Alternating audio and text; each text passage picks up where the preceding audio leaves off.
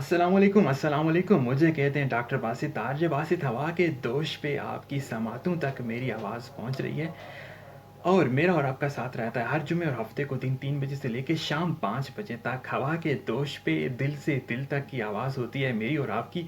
दिल एफएम 102 की फ्रीक्वेंसी के साथ मैं होता हूँ आपके साथ। और इसी के साथ साथ अगर आज के टॉपिक को शामिल करने की बात करूँ तो टॉपिक को शामिल करने से पहले मैं बता सकता हूँ कि आप अपने दिल की बात हमें बता सकते हैं। और दिल की बात हमें बताने का बहुत ही आसान तरीका है और तरीका कुछ यूँ है कि आपने अपने मोबाइल के राइट मैसेज ऑप्शन में जाना है, वहाँ पे दिल लिखना है और उसके बाद अपने दिल की आवाज़ लिखनी है और दिल की बात लिखनी है और अपने नाम के साथ, अपने शहर के नाम के साथ हमें भेज देना है 4471 पर। 4471 पर जब हम आप हमें भेज देंगे तो फिर क्या होगा कि आपके दिल की जो आवाज़ है वो हम तक पहुंचेगी और मेरे ज़रूर से तमाम लिसनर्स तक आपके दिल की आवाज़ जो है वो शामिल हो जाएगी। बताता चलूँ प्रोग्राम के बारे में, तो प्रोग्राम जो है वो कुछ इस तरह से है, कुछ ऐसे कलाम, सूफियाना कलाम हम इसमें शामिल करते हैं जो आपको बेहद पसंद होते हैं आपकी रिक्वेस्ट पर। और इसी के साथ साथ इससे पहले कि मैं आज के टॉपिक की बात करूं, तो आज के टॉपिक की बात करने से पहले आज आपको बताना चाहता हूं कि मेरे साथ जो शख्सियत इस वक्त मौजूद हैं वो किसी भी तारफ़ की मोहताज नहीं हैं। जी हाँ, बिल्कुल मैं तारफ़ कराने चला हूँ। आज जो मेरे साथ शख्सियत हैं उनका नाम है डॉक्टर प्रोफेसर मोहम्मद अब्दुल मालिक साहिब हैं, हमारे साथ विराजमान हैं। और अगर इनके तारीफ़ की बात करूं, अगर इनके एजुकेशनल कैरियर की बात करूं, तो इनके बारे में बताना चाहूँगा कि इन्होंने एमए उर्दू भी किया है, एमए इस्लामियत भी किया है, एमए एजुकेशन भी किया है। और डॉक्टर साहब ने माशाल्लाह 3-3 एमए एक साथ ही कर लिए। और उसके बाद सिर्फ यही नहीं बल्कि इसी के साथ साथ उन्होंने अपने इसी ही तालीम के शौक़ को, जुनून को आगे बढ़ाना चाहा और बढ़ाते बढ़ाते वो एक ऐसी स्टेज पर पहुंच चुके हैं कि उन्होंने एमफिल और उसके बाद जो पीएचडी एजुकेशन है उसमें भी माशाल्लाह माशाल्लाह आला जो रुतबे पे फाइज हो चुके हैं। और अपनी जो सर्विस है जितनी भी तदरीस के हवाले से, तालीम के हवाले से, एजुकेशन के हवाले से, उससे भी ये वास्ता हैं। और इसी के साथ साथ ये अल्लामा इकबाल ओपन यूनिवर्सिटी इस्लामाबाद जो कैंपस है उससे के ट्यूटर भी हैं और डिफरेंट किस्म की वर्कशॉप्स करवा चुके हैं और इसके साथ आर्टिकल शाया करवा चुके हैं। और इसी के साथ इंटरनेशनल कॉन्फ्रेंस पे इनके पेपर काफ़ी हद तक छप चुके हैं। और अगर इसी के साथ साथ बात करूं तो अगर मैं आपको रेडियो दिल एफएम में खुश आमदीद कहता हूं, डॉक्टर साहब आप कैसे हैं, कैसे मिजाज हैं आपके। और मैं बहुत आपका मशकूर हूं कि आपने ज़िंदगी के इतने बिजी शेड्यूल में से वक्त निकाला और आज आप हमारे साथ दिल एफएम 102 की फ्रीक्वेंसी के पैनल पर हमारे साथ आने मौजूद हैं। तो आप कैसे हैं, आपके कैसे मिजाज हैं, कैसे आपके दिन गुजर रहे हैं? जी, thank you very much doctor Basit. मैं आपका प्रोग्राम दिल के झरोके सुनता हूँ। माशाल्लाह बहुत अच्छा आपका अंदाज़ है बात करने का, आप नए नए टॉपिक्स के साथ आते हैं। तो जब आपकी कॉल आई तो मैंने कहा जी टाइम मैनेज कर लेते हैं इंटरव्यू के लिए। तो मैं ये चाह रहा हूँ कि चूँकि रमज़ान मुबारक है तो रमज़ान की मुबारक घड़ियाँ हैं, तो आज आपको रोज़े के हवाले से चंद बातें मैं करूँ। जी बिल्कुल इसी तरह जैसे कि आजकल रमज़ान चल रहा है, तो डॉक्टर साहब काफ़ी लोग ऐसे होते हैं जो रोज़ा नहीं रखते, शायद गर्मी की शिद्दत की वजह से, या वो ये समझते हैं कि शायद उनसे रोज़ा रखा नहीं जाएगा। तो आप आजकल वैसे भी रमज़ान है, तो मैं चाहता हूँ कि आप जो है ना वो इस रोज़े के मफ़हूम के बारे में, रोज़े की अहमियत क्या है, अल्लाह ताला की नज़र में क्या है और रोज़ा क्यों ज़रूरी है, क्यों रखना चाहिए, इससे हमें क्या-क्या फ़ायदे होते हैं अगर हम रोज़ा रखते हैं, तो इसकी रमज़ान के अलावा हमारी ज़िंदगी पर क्या-क्या मस्बत असरात जो हैं वो असरअंदाज़ होते हैं, कौन-कौन सी ऐसी आदतें हैं जो हमारे अंदर शामिल हो जाती हैं। तो इस बारे में मैं आप की राय लेना चाहूँगा। जी, थैंक यू वेरी मच। सबसे पहली बात तो आपने ये सवाल पूछा है कि रोज़ा क्यों नहीं रखते लोग, तो उसकी वजह सिर्फ यही होती है, कोई ये समझते हैं कि शायद हम रोज़ा नहीं रख सकेंगे। कहते हैं कि अगर दरिया के किनारे पे आप खड़े होकर ये अंदाज़ा लगाना चाहें कि ये दरिया कितना गहरा है या इसका पानी कितना ठंडा है, तो आप अंदाज़ा नहीं लगा सकते। ये हकीकत है कि रोज़ा रखना जो है खालिक़ कायनात ने हम पर फ़र्ज़ किया है, और ये रोज़ा रखना कोई मुश्किल काम नहीं है। मुश्किल काम क्या होता है, वो सिर्फ आपका इरादा है। जब आप इरादा कर लेते हैं तो अल्लाह ताला आपकी मदद फरमाता है। अभी इस रमज़ान के हवाले से ही तज़किरा करना चाहूँगा कि जो ही रमज़ान शुरू हुआ तो रमज़ान के स्टार्ट में बहुत ज़्यादा गर्मी थी और लोग ये समझ रहे थे कि इस दफ़ा रमज़ान बहुत मुश्किल होगा, लेकिन खालिक़ कायनात ने इतना अच्छा मौसम दिया हमें, اور ہمیں ماشاءاللہ بڑا انجوائے کیا ہم نے رمضان المبارک کو. بہت ٹھنڈے موسم میں ہم نے سارے روزے رکھے ہیں. تو روزہ رکھنا جو ہے یہ ہم پر فرض ہے، اور اگر ہم روزہ نہیں رکھیں گے تو یقیناً قیامت والے دن ہمیں اس کا جواب دینا ہوگا. اور یقیناً رمضان کے روزے جو ہیں ہمیں خالق کائنات نے ہم پہ فرض کیے ہیں. اس سے پہلے جو امتیں تھیں ان پہ بھی فرض کیے گئے، لیکن ان کا انداز کچھ اور تھا، ہمارا کچھ انداز اور ہے. خالق کائنات نے قرآن مجید میں اس کا تذکرہ بھی کیا. ارشاد باری تعالیٰ ہے، یا ایھا الذین آمنوا کتب علیکم الصیام کما کتب علی الذین من قبلکم لعلکم تتقون. اے ایمان والو، تم پر روزے فرض کیے گئے جس طرح تم سے پہلی امتوں پر فرض کیے گئے تھے تاکہ تم پرہیزگار بنو. قرآن مجید میں ایک اور جگہ ارشاد ہوتا ہے، واقیموا الصلاۃ واتقوہ، اور نماز قائم کرو اور زکوٰۃ ادا کرو. قرآن مجید میں ایک اور جگہ ارشاد ہوتا ہے، یا ایھا الناس انا خلقناکم من ذکر و انثی، اے لوگو ہم نے تم کو ایک مرد اور عورت سے پیدا کیا. وجعلناکم شعوبا و قبائل، اور تمہارے قبیلے اور گروہ بنا دیے. لتعارفوا، تاکہ تمہاری پہچان ہو سکے. ان اکرمکم عند اللہ اتقاکم، تم میں سے زیادہ عزت والا وہ ہے جو زیادہ پرہیزگار ہے. قرآن مجید کے دباچے میں بھی خالق کائنات نے ارشاد فرمایا، الف لام میم ذالک الکتاب لا ریب فیہ، یہ وہ کتاب ہے جس میں کوئی شک و شبہ کی گنجائش نہیں. ھدی للمتقین، یہ ہدایت ہے متقین کے لیے. اب سوال یہ پیدا ہوتا ہے کہ متقین کون ہوتے ہیں، تقویٰ کیا ہوتا ہے؟ تو تقویٰ کا مفہوم آپ کو بہت ہی سمپل ورڈز میں آپ کو سمجھانا چاہوں گا کہ اگر آپ کا کبھی کانٹے دار جھاڑیوں میں سے گزرنے کا اتفاق ہوا ہو تو آپ وہاں سے کیسے گزرتے ہیں؟ یقیناً آپ اپنے دامن کو سمیٹ سمیٹ کے گزریں گے کہ کوئی کانٹا آپ کے دامن کو، آپ کے کپڑوں کو، آپ کے لباس کو نہ چھوئے. اسی طرح گناہوں سے بچ بچ کر زندگی گزارنے کا نام تقویٰ ہے. قرآن مجید میں جو تقوی کے جو مفہوم بتائے گئے ہیں اس میں تقویٰ میں بہت سی چیزیں شامل ہیں. ایک چیز جو ہے وہ یہ ہے کہ اللہ کا خوف، یعنی آپ جو بھی غلط کام کرنے لگیں آپ اللہ سے ڈر جائیں. اگر میں یہ غلط کام کرنے لگوں یا کروں گا تو پھر اللہ تعالیٰ مجھ سے ناراض ہو جائے گا. دوسری چیز یہ ہے کہ وہ اللہ سے پیار ہے. خالق کائنات انسان سے 70 ماؤں سے بھی زیادہ پیار کرتا ہے. تو اس لیے ہمارا بھی یہ فرض بنتا ہے کہ خالق کائنات نے ہمیں اتنی نعمتوں سے مالا مال کیا ہوا ہے. اگر ہم تھوڑی دیر کے لیے اپنی آنکھیں ہی بند کر کے دیکھ لیں کہ ہمیں دنیا میں کچھ نظر نہیں آئے گا، اگر ہماری زبان جو ہے ہمارا ساتھ نہ دے ہم کچھ بول نہیں سکیں گے، اگر کان ہمارا ساتھ نہ دیں گے تو ہم یقیناً کسی کی بات سن نہیں سکیں گے. تو اللہ تعالیٰ نے ہمیں کتنی نعمتوں سے مالا مال کیا ہوا ہے. تو ضرورت اس بات کی ہے ہم کہ اللہ سے ڈریں اور اسی طرح اللہ سے پیار کریں. بالکل بالکل ڈاکٹر صاحب. اور آپ نے بات کی روزے کی، اور ماشاءاللہ میں دیکھ رہا تھا کہ آپ کا جو ذخیرہ ہے تمام چیزوں کا، جو آپ حدیث پڑھتے ہیں اور جو آپ ریفرنس دیتے ہیں ساتھ، اور پھر بعد میں وہ جو آپ اشعاروں کو بیچ اٹیچ کرتے ہیں، اور اس سے تو میں کافی زیادہ امپریس ہوا ہوں. تو بات آپ نے کی تھی تقویٰ کی، بات آپ نے کی تھی روزوں کی. تو اسی کے ساتھ ساتھ ڈاکٹر صاحب آج کل نا لوگ جو ہے نا وہ شاید ان کا جو یقین ہے وہ کم ہو گیا ہے اللہ پہ، ان کا یقین کم ہو گیا اپنی خوبیوں پہ. تو اس حوالے سے اگر میں توکل کے بارے میں آپ سے پوچھنا چاہوں تو توکل کے بارے میں آپ کیا رائے رکھتے ہیں؟ اگر آپ اپنے پوائنٹ آف ویو سے ہمیں بتانا چاہیں، جو ہمیں لوگ اس وقت آن ایئر سن رہے ہیں ریڈیو دل ایف ایم 102 پہ، وہ اگر اس بارے میں نہیں جانتے تو ان کے بھی جو علم میں اضافہ ہوگا اسی طرح سے. تو اگر آپ توکل کے بارے میں اپنے پوائنٹ آف ویو کے حساب سے روشنی ڈالنا چاہیں. جی، توکل کا مطلب ہوتا ہے کہ اللہ تعالیٰ کی ذات پہ بھروسہ کرنا.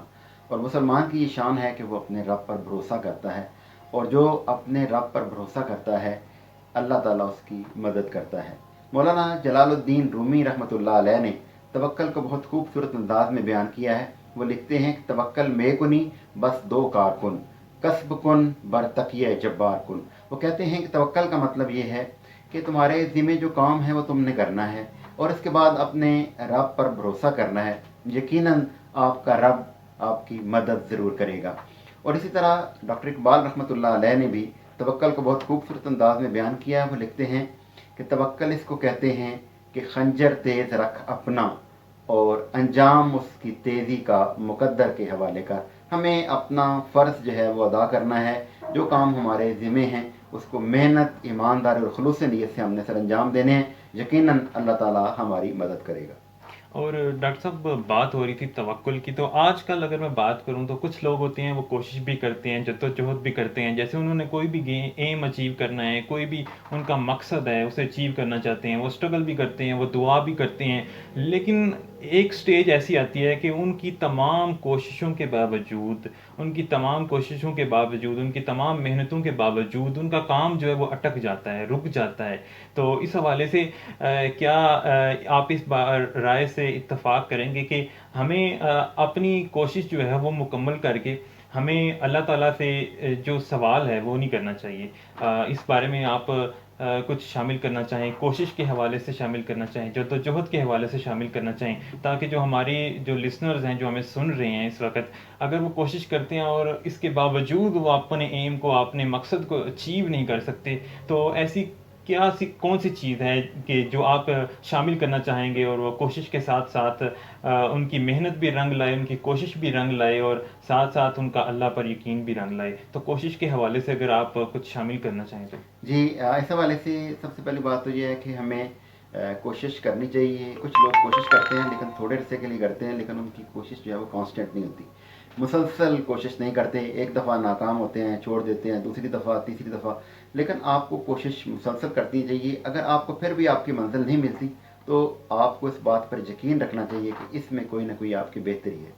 اور ہمیں کوشش کے انداز میں بڑے خوبصورت اشعار میرے ذہن میں آ رہے ہیں کہ بے عمل دل ہو تو جذبات سے کیا ہوتا ہے، دھرتی بنجر ہو تو برسات سے کیا ہوتا ہے عمل لازمی تکمیل تمنا کے لیے، ورنہ رنگین خیالات سے کیا ہوتا ہے. ڈاکٹر اقبال بھی اس حوالے سے لکھتے ہیں کہ عمل سے زندگی بنتی ہے، جنت بھی جہنم بھی، یہ خاکی اپنی فطرت میں نہ نوری ہے نہ ناری ہے. ہمیں اپنی کوشش جاری رکھنی چاہیے اور اس کے بعد اپنے رب سے دعا مانگنی چاہیے، کیونکہ دعا عبادت کا مغز ہے. اب سارا دن کوشش کرتے ہیں اور آپ کو اس کی مزدوری نہیں ملتی، اس کا مطلب یہ ہے کہ آپ نے اپنے رب سے مانگا ہی نہیں ہے. اور کائنات کی ایک ایسی واحد ہستی اللہ کی ذات ہے کہ جب آپ اس سے جتنی دفعہ مانگیں گے وہ اتنی دفعہ دے گا بھی اور خوش بھی ہوگا کہ میرا بندہ مجھ سے مانگ رہا ہے. اس لیے دعا مانگتے ہوئے کبھی بھی ایزیٹیشن فیل نہ کریں اور اپنے رب سے مانگتے رہا کریں، کیونکہ اس کے خزانے بھرے ہوئے ہیں. اچھا ڈاکٹر صاحب، آج جیسے رمضان چل رہا ہے، ہم روزے رکھتے ہیں، ہم مسلمان ہیں، تمام لوگ امید کرتا ہوں جو بھی ہمیں سن رہے ہوں گے وہ بھی روزوں کے ساتھ اس رمضان کو گزار رہے ہوں گے. تو جب ہم روزہ رکھتے ہیں ہم کافی ساری برائیوں سے بچ جاتے ہیں، ہم غیبت کرنا چھوڑ دیتے ہیں، ہم بغض، کینہ، حسد، ان تمام چیزوں سے ہم کوسوں دور ہو جاتے ہیں. تو اب کچھ لوگ سوال کرتے ہیں کہ ہم اتنی بھوک برداشت کرتے ہیں، ہم اتنا صبر برداشت کرتے ہیں، ہم اتنی پیاس برداشت کرتے ہیں، تو یہ ساری چیزیں، یہ سارے جو احساسات ہوتے ہیں یہ جب اکٹھے ہوتے ہیں، ہم اس کے ساتھ ساتھ اپنے 30 جو روزے ہیں انہیں گزار دیتے ہیں. تو اب کچھ لوگ جو ہیں وہ سوال کرتے ہیں کہ اس میں کوئی شک نہیں ہے کہ اس کا اجر جو ہے وہ اللہ تعالیٰ نے دینے.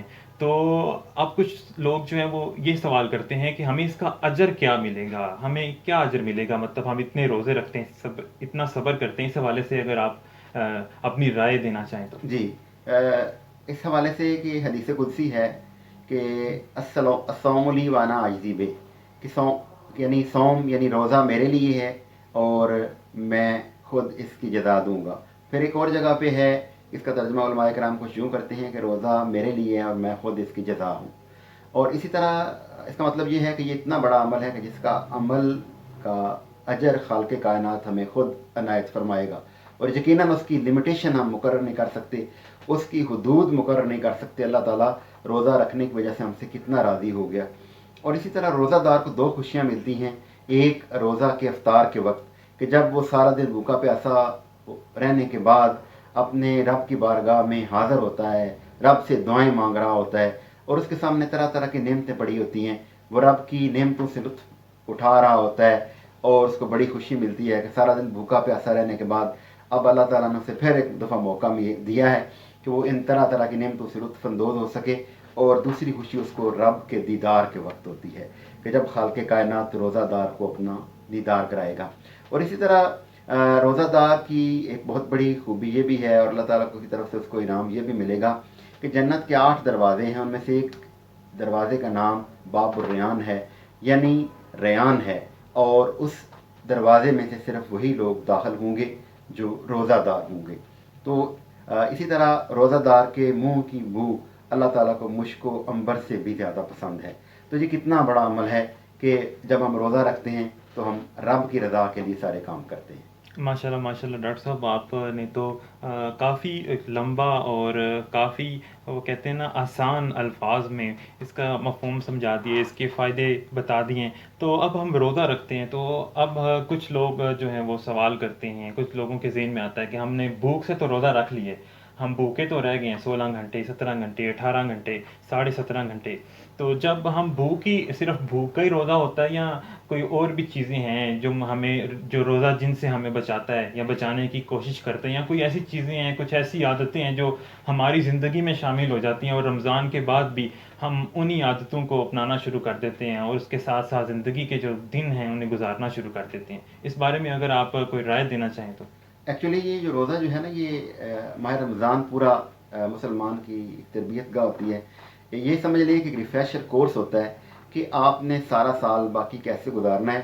اگر آپ کچھ چیزیں اسلام کے حوالے سے بھول چکے ہیں، اگر آپ غریبوں کا دکھ برداشت کرنا بھول چکے ہیں، آپ غریبوں کی بھوک کو محسوس نہیں کرتے، غریبوں کی پیاس کو محسوس نہیں کرتے، تو آئیے آپ رمضان میں یہ ساری چیزیں سیکھ لیں۔ رمضان میں بھوکا اور پیاسا رہنے سے ہمیں بھوک کا احساس ہوتا ہے، اور پتہ چلتا ہے کہ ہم کتنا بھوک ہمیں کتنا پریشان کر سکتی ہے، پیاس کتنا پریشان کرتی ہے، اور جو ہمیں تو ہر وقت اللہ کی نعمتیں اویلیبل ہوتی ہیں، جن لوگوں کو وہ نعمتیں اویلیبل نہیں ہوتی ان کا ہمیں کیسے خیال رکھنا چاہیے۔ اسی طرح روزہ جو ہے وہ ہماری آنکھوں کا بھی روزہ ہوتا ہے کہ ہم کسی کو غلط نگاہ سے نہ دیکھیں۔ ہماری زبان کا بھی روزہ ہوتا ہے کہ ہم کسی سے غلط بات نہ کریں۔ سرکار انبیاء، سردار انبیاء، سرتاج انبیاء، تاجدار انبیاء حضور نبی کریم صلی اللہ علیہ وآلہ وسلم نے مسلمان کی تعریف اس انداز میں کی ہے۔ آپ فرماتے ہیں کہ المسلم من سالم المسلمون من لسانہ و یدہ، مسلمان وہ ہے جس کے ہاتھ اور زبان سے دوسرے مسلمان محفوظ رہیں۔ تو ہمیں روزہ یہی بات سکھا رہا ہے کہ جب ہم بات کریں تو پہلے تولیں پھر بولیں۔ اسی طرح ہمارے معاشرے میں ایک بہت بات سرایت کر چکی ہے، اور ہمیں اس بات کا احساس بھی نہیں ہوتا کہ ہم اپنی محفلوں سے جاتے ہیں، اپنے دوستوں کے ساتھ بیٹھتے ہیں اور لوگوں کی غیبت کرتے ہیں اور غیبت سنتے ہیں۔ یہ ایک بہت ہی گھناؤنا عمل ہے، یہ ایک بہت ہی غلط کام ہے جس کا ہمیں اندازہ ہی نہیں ہے۔ اور جو شخص غیبت کرتا ہے تو اس کی مثال بالکل ایسے کہ جیسے وہ اپنے مردہ بھائی کا گوشت کھاتا ہے۔ تو حضرت ابراہیم بن ادھم ایک دفعہ ایک محفل میں تشریف لے گئے، بڑی ایک اچھی محفل تھی جہاں پہ لوگ ذکر اذکار میں مصروف تھے، لیکن کچھ لوگ ایک طرف بیٹھے ہوئے تھے۔ وہاں وہ اپنے دوستوں کا گلہ کر رہے تھے، اپنے عزیز و اقارب کا گلہ کر رہے تھے، ان کی غیبت کر رہے تھے۔ تو آپ اس محفل سے اٹھ گئے اور فرمایا کہ میرا اس محفل میں کیا کام ہے جہاں پہ غیبت ہو رہی ہے۔ تو روزہ ہمیں غیبت سے بھی بچاتا ہے، ہمیں اچھے کاموں کا درس دیتا ہے، ہمیں صبر سکھاتا ہے، ہمیں برائیوں سے بچاتا ہے۔ جی ڈاکٹر صاحب، ماشاء اللہ آپ نے کافی علم میں اضافہ کیا، اور کافی ایسی چیزیں تھیں جو میرے علم میں بھی نہیں تھی، اور مجھے ایسے لگ رہا ہے کہ جو لسنرز ہمیں سن رہے ہیں ان کے بھی علم میں نہیں ہوں گی۔ تو جو لسنرز ہمیں سن رہے ہیں انہیں میں یہ بتانا چاہوں گا کہ اگر آپ اپنی رائے شامل کرنا چاہتے ہیں تو بہت ہی آسان طریقہ ہے، آپ اپنے موبائل کی رائٹ میسج آپشن میں جائیں، وہاں پہ دل لکھیے، چھوٹا سا وقفہ دیجیے، اپنے دل کی بات لکھیے، اپنے نام، اپنے شہر کے نام کے ساتھ ہمیں بھیج دیے 4471 پر۔ اسی کے ساتھ ساتھ ڈاکٹر صاحب، آپ نے بات کی روزے کے جو فوائد ہمیں حاصل ہوتے ہیں، جو ہمیں آگے بھی زندگی میں لے کر چلتے ہیں، جس کے ہمیں بہت زیادہ بے بہا فائدے ہوتے ہیں، لیکن کچھ لوگ ایسے ہوتے ہیں جو روزہ رکھنے کے ساتھ ساتھ اللہ کا قرب نصیب کرنے کے لیے، اللہ کا قرب حاصل کرنے کے لیے کہ اللہ کا قرب انہیں نصیب ہو جائے، وہ اعتکاف بیٹھتے ہیں، وہ علیحدہ ہو جاتے ہیں روزمرہ کی زندگی سے، وہ روزمرہ کی روٹین سے علیحدہ ہو جاتے ہیں، وہ ذکر اذکار میں لگ جاتے ہیں، اللہ تعالیٰ کی جو حمد و ثنا میں لگ جاتے ہیں، اور اسی کے ساتھ ساتھ اللہ تعالیٰ کی عبادتوں میں مشغول ہو جاتے ہیں۔ اور کچھ لوگ ایسے ہوتے ہیں جو گھر میں اعتکاف بیٹھتے ہیں، جیسے کہ خواتین بیٹھتی ہیں، اور کچھ لوگ ایسے ہوتے ہیں جو علیل ہوتے ہیں اور گھر بیٹھتے ہیں، کچھ لوگ ایسے ہوتے ہیں جو مسجدوں میں چلے جاتے ہیں، اور کچھ لوگ باقاعدہ تبلیغ کا حصہ بن جاتے ہیں کہ 3 دن کی تبلیغ کے لیے میں جا رہا ہوں، میں ہفتے کی تبلیغ کے لیے جا رہا ہوں. تو یہ جو اعتکاف ہے، روزہ تو گزر رہا ہے ساتھ ساتھ، جو اعتکاف ہے وہ انسانی زندگی پہ کیا اثر انداز ہوتا ہے، اس کی سوچ پہ کیسے حاوی ہوتا ہے، یہ کیا مثبت چیزیں جو ہیں اعتکاف لے کے آتا ہے انسان کی زندگی میں، اس بارے میں اگر آپ اپنی رائے دینا چاہیں تو. جی، اعتکاف جو ہے وہ دو طرح کا ہوتا ہے. ایک تو سنت اعتکاف ہے، ایک نفلی اعتکاف ہوتا ہے.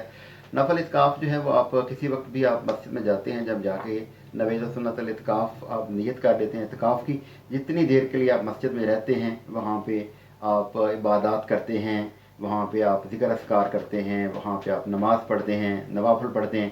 تو آپ جب تک وہاں پہ رہتے ہیں آپ کو وہاں اس کا ثواب ملتا رہتا ہے. اور اسی طرح جو ہے سنت اعتکاف جو ہے وہ رمضان کے آخری 10 دنوں میں کیا جاتا ہے. اور اس کا بہت بڑا فائدہ ہوتا ہے کہ آپ سارا کچھ چھوڑ کے اللہ کی رضا کے لیے 10 دن کے لیے آپ اپنے سارے رشتے اور ناطے توڑ کے اپنا رشتہ اور ناطا اپنے رب سے جوڑ کے مسجد میں ایک کونے میں جا کے بیٹھ جاتے ہیں اور اپنے رب کو راضی کرتے ہیں، اپنے رب کی رضا حاصل کرتے ہیں، ذکر اذکار کرتے ہیں، تلاوت کرتے ہیں، اور اسی طرح درود پاک کثرت سے پڑھتے ہیں، نوافل پڑھتے ہیں. وہاں پہ جانے کا فائدہ یہ ہوتا ہے کہ وہاں پہ آپ کو ایک ایسا ماحول مل جاتا ہے کہ آپ کو پتہ ہوتا ہے کہ آپ نے چاشت کے نوافل کب پڑھنے ہیں، اور اسی طرح قرآن پاک کی تلاوت کا ٹائم کب ہوگا، اور اسی طرح آپ ذکر اذکار کب پڑھیں گے کریں گے. یہ ساری کی ساری چیزیں آپ وہاں پہ سیکھتے ہیں. اور اسی طرح جب آپ 10 دن وہاں پہ مسجد میں رہنے کے بعد جب باہر آتے ہیں تو جب نوافل کا ٹائم ہوتا ہے تو آپ فرض نماز کے ساتھ ساتھ نوافل کی ادائیگی بھی کرتے ہیں، بلکہ آپ اپنے گھر والوں کی بھی اچھے انداز میں تربیت کر سکتے ہیں. تو اعتکاف جو ہے یہ ایک بہت اچھا عمل ہے، اور یہ ہمیں کوشش کرنی چاہیے کہ وقت نکال کے اعتکاف ضرور کریں. جی ڈاکٹر صاحب، اسی کے ساتھ ساتھ جہاں پہ اعتکاف کی بات ہوتی ہے، جہاں پہ روزے کی بات ہوتی ہے، نماز کی بات ہوتی ہے، ذکر اذکار کی بات ہوتی ہے، جہاں پہ اللہ تعالیٰ کے قرب حاصل کرنے کی بات ہوتی ہے، اور وہ بڑے خوش نصیب لوگ ہوتے ہیں جنہیں اللہ تعالیٰ کا قرب جو ہے نصیب ہو جاتا ہے، یہاں سے دل سے ان کی دعا نکلتی ہے اور وہ اسی لمحے قبول ہو جاتی ہے. تو اسی کے ساتھ ساتھ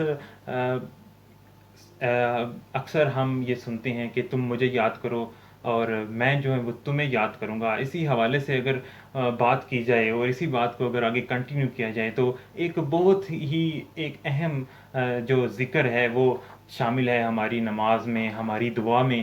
تو وہ ذکر ہے درود پاک کا. تو درود پاک کے حوالے سے اب کچھ لوگ ایسے ہیں جو کہتے ہیں کہ اتنا بڑا درود پاک ہے اور میں نے پڑھنا زیادہ دفعہ ہے، لیکن میرے پاس وقت جو ہے وہ بڑی کم مدت کا ہے، میں نے وظیفہ کرنا ہے یا میں نے کوئی بھی ذکر کرنا ہے لیکن میرے پاس وقت بہت قلیل ہے. تو درود پاک انسانی زندگی پر کیا اثر انداز ہوتا ہے، کس طرح اثر انداز ہوتا ہے، اس کی سوچ پر کس طرح اثر انداز ہوتا ہے، اور درود پاک جو ہے اس کی کیا فضیلت ہے، اور اس کے بارے میں آپ اپنی رائے اگر شامل کرنا چاہیں تو.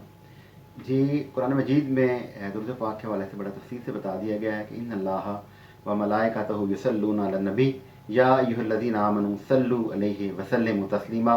بے شک اللہ اور اس کے فرشتے حضور نبی کریم صلی اللہ علیہ وسلم پر درود بھیجتے ہیں.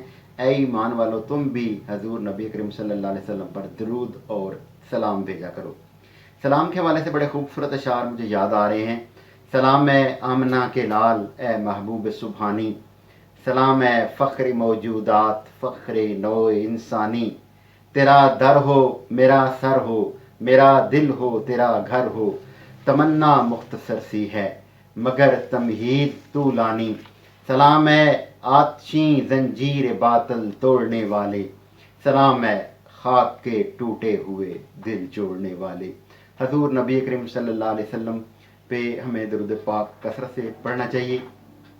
اور یہ دنیا کا ایک واحد ایسا عمل ہے کہ جب ہم درود پاک پڑھتے ہیں تو کرام کاتبین جو مقرر ہیں نیکیاں لکھنے والے، تو دائیں طرف والا فرشتہ جو ہے وہ ہماری نیکیاں لکھنا شروع کر دیتا ہے، بائیں طرف والا فرشتہ جو ہے ہمارے گناہ مٹانا شروع کر دیتا ہے، اور اسی طرح ہمارے درجات بھی بلند ہونے شروع ہو جاتے ہیں.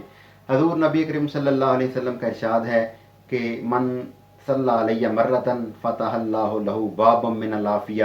جس نے مجھ پر ایک مرتبہ درود بھیجا अल्लाह ताला उसके लिए अफ़ियत का एक दरवाज़ा खोल देता है। फिर इसी तरह आप सल्लल्लाहु अलैहि वसल्लम ने इरशाद फरमाया, जो मुझ पर एक मरतबा दुरूद भेजता है उसके नामा अमाल में 10 नेकियां लिखी जाती हैं, उसके 10 गुनाह माफ़ किए जाते हैं, उसके 10 दर्जात बुलंद किए जाते हैं।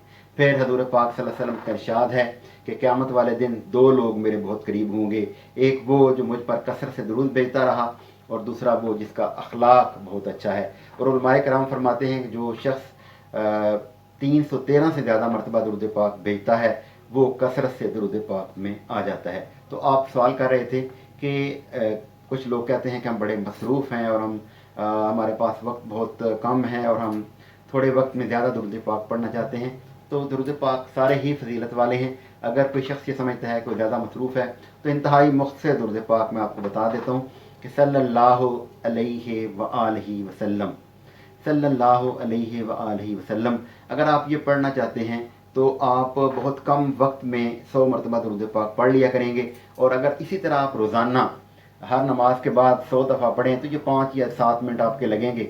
इस तरह आपके नामे आमाल में जो है वो बहुत सी नेकियां लिखी जाएंगी। यानी 500 मरतबा आप दुरूद पाक पढ़ेंगे तो आपके नामे अमाल में 5000 नेकियां लिखी जाएंगी, 5000 दर्जात बुलंद होंगे और 5000 गुनाह माफ़ होंगे। जी डॉक्टर साहब, बात हो रही थी, रोज़े की बात हो रही थी, तकवा की बात हुई, तवक्कल की बात हुई, रोज़े की फजीलत की, उसके बाद बात हुई एतकाफ़ की, उसके बाद बात हुई दरूद शरीफ की। और बहुत ही अच्छे अंदाज में आपने सारी चीज़ों को साथ लेकर चले और हर एक बात जो थी, हर एक सेंटेंस जो था, हर एक जो लाइन थी आपकी, वो एक ख़ास रेफरेंस के साथ थी। या तो वो हदीस के साथ थी, या वो किसी आयत के साथ थी, या वो किसी शेर के साथ थी। शेर और शायरी और आयत और अहादीस का इम्तज़ाज जो हसीन तरीन था बेहद, आपकी शख्सियत की तरह। और मैं आपका बहुत बेहद मशकूर हूँ कि आपने वक्त निकाला इतनी ज़्यादा मसरूफ़ियत से, और वक्त गुज़रने के साथ साथ आप इस शो में आए। और इसी की तरह जो प्रोग्राम है हमारा, जैसा शायद आपको पता ही होगा कि दिल के चिरोके, इसमें हम शामिल करते हैं कुछ पुराने संगीत, कुछ पुराने गीत और कुछ ऐसे कलाम जिनको सुन के सहर तारी हो जाता है, जिनको सुन के वो कहते हैं ना खुदा याद आ जाता है। तो ऐसा कोई आपका कोई बचपन की कोई कवाली हो जो आपको बेहद पसंद हो और वो शामिल करना चाहें आप इस प्रोग्राम में, तो आप मुझे बताइए। मैं आपकी जो रिक्वेस्ट है, जो भी आपको पसंद है कवाली, जो भी कलाम है, जो भी है, उसे मैं कोशिश करता हूँ कि इस प्रोग्राम में ऐड करूँ। और आपका एक दफ़ा फिर बेहद शुक्रिया डॉक्टर साहब कि आप आए। जी थैंक यू डॉक्टर बासित, आपका बहुत शुक्रिया। मुझे कवाली बहुत पसंद है जी। ताजदार हरम हो निगाह करम, हम गरीबों के दिन भी समझ जाएं। जी बिल्कुल, इसे प्रोग्राम में शामिल करते हैं। और प्रोग्राम में शामिल होने के बाद मैं तमाम लिसनर्स को बताता चलूँ कि इस कलाम के बाद हमारी होगी एक छोटी सी commercial break. Will be right back after this commercial break. सुनते रहिए दिल FM 102, 3 बजे से लेकर शाम 5 बजे तक, मेरा और आपका साथ दिल के झरोके। बेहद शुक्रिया सर आपका। जी थैंक यू डॉक्टर बासित, बहुत शुक्रिया जी। जी शुक्रिया।